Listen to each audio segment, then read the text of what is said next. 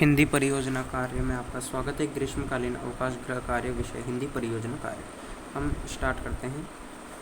पहला प्रश्न है, भक्तिकालीन निर्गुण व सगुण भक्ति धारा के प्रमुख कवियों को चित्र का संकलन करके उनकी रचनाओं का भी नाम लिखिए। निर्गुण सगुण भक्ति धारा के प्रमुख कवि हैं, हमने 3 ही लिए हैं, आप चाहे तो और भी ले सकते हैं। कबीरदास, तुलसीदास, सूरदास। इनके अलावा भी कई भक्ति काल के कवि हैं। संत शिरोमणि दास, नंददास, कृष्णदास, परमानंद दास, कुंभन दास, चतुर्भुज दास, छेद स्वामी, गोविंद स्वामी, हित हरिवंश, गदाधर भट्ट, मीराबाई, स्वामी हरिदास, सूरदास, मदन मोहन, श्री भट्ट, व्यास जी, रसखान, ध्रुवदास तथा चैतन्य महाप्रभु। हम कबीरदास से शुरुआत करते हैं। कबीर जी, ये उनका चित्र है, आप देख सकते हैं। ये कबीर संत परंपरा के प्रमुख तथा प्रतिनिधि कवि हैं। इनका जन्म के विषय में प्रमाणित साक्ष्य उपलब्ध नहीं है। जन श्रुतियों के अनुसार कबीर का जन्म 1398 ईस्वी में और मृत्यु 1518 ईस्वी में हुई। कबीर नीरू और नीमा नामक जुलाहा दंपत्ति को तालाब के किनारे मिले थे। इन्होंने बच्चे का लालन पालन किया। यही बच्चा बाद में बड़ा होकर कबीर के नाम से जाना गया। कबीर के गुरु रामानंद थे। कबीर अनपढ़ थे। उनके शिष्यों ने कबीर की वाणी को सजा कर रखा तथा बाद में पुस्तक का आकार दिया। इनकी रचना बीजक नाम से जानी जाती है। कबीर ने जीवन भर धार्मिक तथा सामाजिक अंधविश्वासों का तीखा विरोध किया तथा सामाजिक बुराइयों का भी विरोध किया। इसके बाद संत तुलसीदास, देख सकते हैं, इन्होंने रामायण लिखी थी, 13 ग्रंथ लिखे थे, गीतावली, कवितावली, कृष्ण गीतावली, दोहावली आदि चीज़ें इन्होंने लिखी थी। तुलसीदास के बारे में हम इनका जीवन परिचय ले रहे थे थोड़ा बहुत। तुलसीदास को किसी परिचय की आवश्यकता नहीं है। इन्होंने राम कथा को अवधि रूप देकर घर घर में प्रसारित कर दिया। इनका जन्म काल विवादित रहा।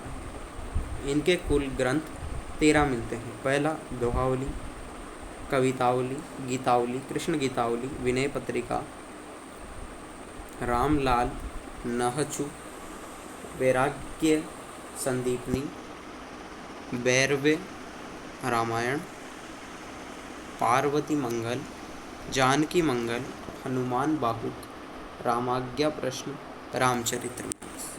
इसमें रामचरितमानस इनकी प्रमुख है। रामचरितमानस इनकी प्रमुख रचनाओं में से एक है।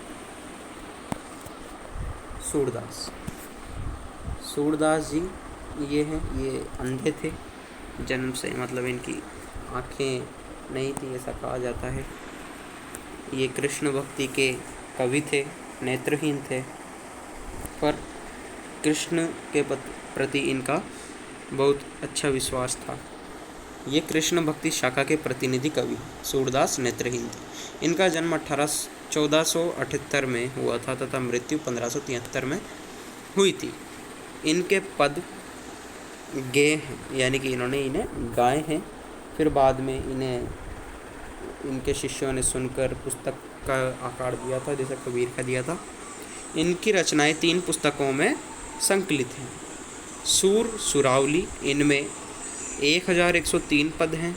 दूसरा है साहित्य लहरी सूरसागर, इनमें 12 स्कंद हैं और 1.25 लाख पद थे, किंतु अब 45,000 पद ही मिलते हैं। क्यों मिलते हैं? क्योंकि जो लिपि वर्णन जो करते हैं पहले भोजपत्रों पे लिखते थे, उससे नकल नवीज और जो भी इनकी ये रचनाओं को वापस लिखते थे। तो अब भोजपत्र और अभिलेख जो पहले पांडुलिपियाँ लिखी जाती थी, उनमें क्या होता था कि सबसे जल्दी वो ख़राब हो जाती थी। एक उनकी ये दिक्कत थी, तो उन्हें बार बार नया लेखन की ज़रूरत पड़ती थी, तो नए बार उन्हें लिखना पड़ता था। ये जैसे ये अभी इसमें कोई पांडुलिपि है, ये तो इसको वापस से ऐसा कैसा ही उतारना पड़ेगा। पर बहुत सारी पांडुलिपियाँ ख़राब हो गई, उसी के चलते ये इतनी सारी 3 लाख 1.25 लाख से अब 45,000 ही बची है। इसका आधार श्रीमद्भगवत पुराण है। श्रीमद्भगवत पुराण इनका प्रमुख है। मतलब चलो प्रश्न नंबर दूसरा पे आते हैं। ये गलत लिखा गया यहाँ पर, ये है प्रश्न नंबर 2। 5 स्वाधीनता सेनानियों का चित्रों का संकलन करते हुए उनके द्वारा देश में आज़ादी में दिए गए योगदान का उल्लेख कर। ये मेरे द्वारा बनाया गया था। मेरा नाम मुकुल शर्मा है। भारत में आप भी जानते हैं कि बहुत सारे लोगों ने, लाखों लोगों ने अपना योगदान दिया था, लेकिन हम सबका नहीं लिख सकते, तो मैंने प्रमुख 5 का ही लिखा है। तो देखते हैं वो कौन से हैं।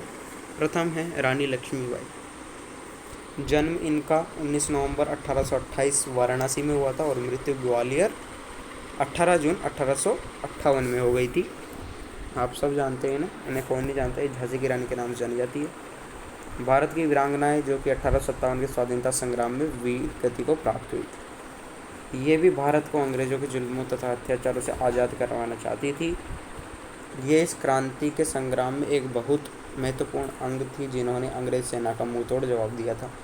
ये एक मिसाल है और देश की, जो कि आने वाले अनेकों सालों तक हमारी याद में रहेगा।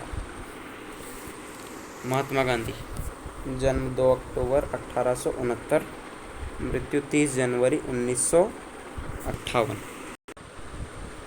महात्मा गांधी, इनको कौन नहीं जानता।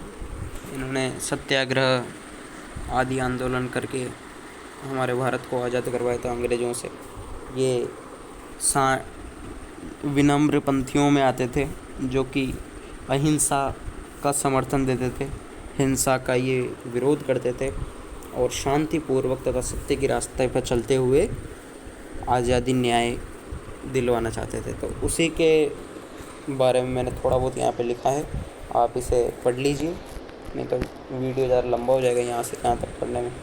आप इसे पॉज करके पढ़ सकते हैं। दूसरा है भगत सिंह।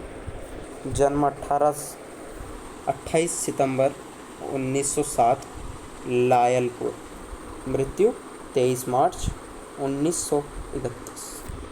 ये भी एक कवि थे। इन्होंने भी बहुत सारी पुस्तकें और गीत गाए थे, लेकिन ये देशभक्ति का इन पर ऐसा जुनून चढ़ा कि ये शहीद होने तक तैयार हो गए थे। इनको सलाम। आप ये पढ़ लीजिएगा वीडियो पोस्ट करके। चौथे पर आते हैं चंद्रशेखर आज़ाद। इन्हें कौन नहीं था। 13 जुलाई 1906 भावरा में इनके जन्म हुआ था और 27 फरवरी 1931 प्रयागराज में इनकी मृत्यु हो गई थी। आप यहाँ से यहाँ तक इन्हें भी पढ़ लीजिए। मंगल पांडे। 19 जुलाई 1827 में जन्म और 8 अप्रैल 1857 में मृत्यु। ये भी हमारे स्वाधीनता संग्राम के एक सेनानी थे। अब आता है प्रश्न 3। बाल विवाह के रोकथाम हेतु आप क्या क्या प्रयास कर सकते हैं, लिखिए। बाल विवाह का अर्थ है नाबालिग बच्चों का विवाह। 18 वर्ष से नाबालिग का अर्थ है 18 वर्ष से छोटे बच्चों का विवाह। 18 वर्ष से कम होना चाहिए, मतलब 18 वर्ष कम से कम होना चाहिए, उसके ऊपर बालिग, उससे छोटे नाबालिग। बाल विवाह का अर्थ है नाबालिग बच्चों का विवाह। यह एक जुर्म है और हम इस जुर्म को होते हुए नहीं देख सकते। हम इसके रोकथाम हेतु जागरूकता कार्यक्रम आयोजित कर सकते हैं। दूसरा रास्ता ये है कि शिक्षा, जो कि उन बच्चों को दी जाए जिनकी शादी हो रही है। यदि वो बच्चा मेरा दोस्त हुआ तो मैं उसको पहले समझाऊंगा, फिर भी वो नहीं मानेगा तो कानून का सहारा लूँगा, क्योंकि यह एक अपराध है। मैं उस दोस्त के माता पिता को समझाने का पूरा प्रयास करूँगा। यदि हमारे समाज में ऐसा हो तो हम जो कि बच्चे अपने बड़ों से यह बात करेंगे, उनकी उम्र खेलने पढ़ने की है, इसमें बच्चों की शादी करवाना, विश्वास रुक जाता है, विकास रुक जाएगा उनका। तो ऐसे हम बड़ों को जागरूक कर सकते हैं और बता सकते हैं। उसके आधार पर हम उन्हें सजग कर सकते हैं। चौथा क्वेश्चन है कोरोना महामारी के बचाव हेतु आप समाज में किस प्रकार जागृत कर सकते हैं। कोरोना एक वैश्विक महामारी है जिससे सुरक्षा बहुत ज़रूरी है। हम समाज को इसके बारे में अनेकों प्रकार से जागृत कर सकते हैं, परंतु इसके लिए सबसे पहले हमें भी जागरूक होना होगा। सबसे ज़रूरी चीज़, सबसे पहले हमें भी जागरूक होना होगा। घर के बाहर ना निकलकर हाथों को बार बार धोकर आदि काम से हम समाज को जागरूक कर सकते हैं। पोस्टर लगाकर, पेंटिंग के माध्यम से, घर से बाहर न निकलकर, दूसरों को रोककर, घर वालों को रोककर, कोरोना की हानियों को बताकर और आदि तरीक़ों से घर में ताला लगाकर कैसे भी रोक सकते हैं। 5वां, आप में देशभक्ति की भावना ही आप कैसे सिद्ध करेंगे, बताइए। देशभक्ति का अर्थ होता है कि देश के सच्चे दिल से प्रेम करो, यानी कि देश के कोई जगह या कोई चीज़ नहीं है। देश जो है वो कोई जगह या कोई चीज़ नहीं है। यह एक एहसास है, जो भावना, यह एक एहसास, एक भावना है। भावना को आगे चलकर देशभक्ति का रूप ले लेती है।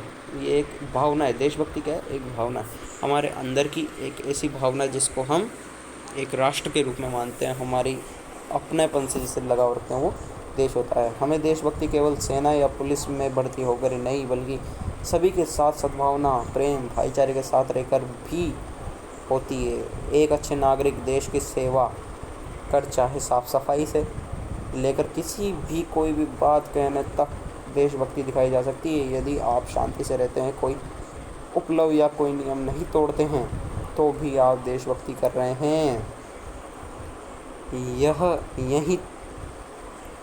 यहाँ तक कि आप अपने घर में रहकर भी देशभक्ति कर सकते हैं। घर में प्यार से रहना, बड़ों की बात मानना, खाना पूरा खाना, पानी बिजली की बर्बादी न करना भी देशभक्ति ही है। हम अपने आप में देशभक्त बन सकते हैं यदि हम, कहते हैं ना, डिसिप्लिन में रहो, देशभक्ति आ जाएगी। चलो, पूरा होता है। Thank you. ये मैंने बनाया, मैं भी अभी क्लास 10th में ही हूँ। धन्यवाद।